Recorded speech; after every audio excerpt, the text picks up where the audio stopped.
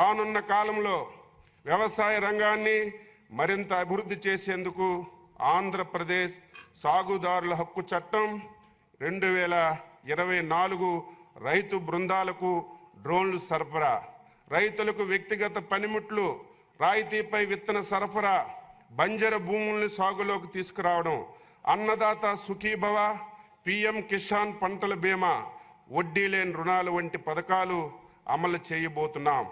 2024-25లో వ్యవసాయ శాఖలోని రైతు సంక్షేమం మరియు అభివృద్ధి కార్యక్రమాల కోసం ఈ బడ్జెట్ను ప్రవేశపెడుతున్నాం.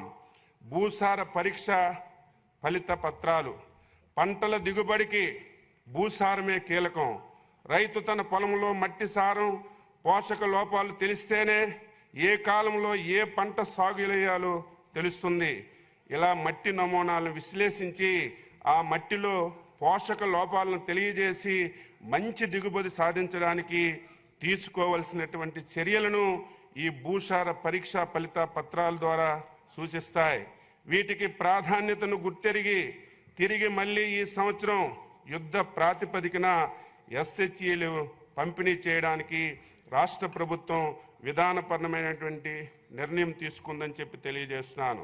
2024-25 4.5 లక్షల మట్టి నమూనాలు విశ్లేషణకు 18.35 కోట్ల లక్ష్యంగా ఇప్పటి వరకు 4.15 లక్షల నమూనాలు సేకరించాం. 1.21 లక్షల నమూనాలు విశ్లేషించి 79,000 మట్టి నమూనాలకు ఎస్హెచ్సి జారీ చేశాం. ఎన్నో ఏళ్లుగా ప్రయోగాల్లో రసాయనాలు మరియు శ్రమతో కూడిన వెబ్ కెమిస్ట్రీ పద్ధతిలో మట్టి నమూనాలు విశ్లేషిస్తున్నాం. ఈ అవరోధాలను పరిష్కరించడానికి రిమోట్ సెన్సింగ్ టెక్నాలజీతో కూడినటువంటి డ్రై కెమిస్ట్రీ విధానంతో మట్టి విశ్లేషణలో వినూత్నమైనటువంటి విప్లవాన్ని తీసుకురాబోతున్నాం. ఆల్ఫా స్పెక్ట్రోస్కోపీ వినియోగంతో కేవలం ఒకేసారి తీసి మట్టి నమూనాలను స్పెక్ట్రమ్ లైబ్రరీలో భద్రపరుస్తాం.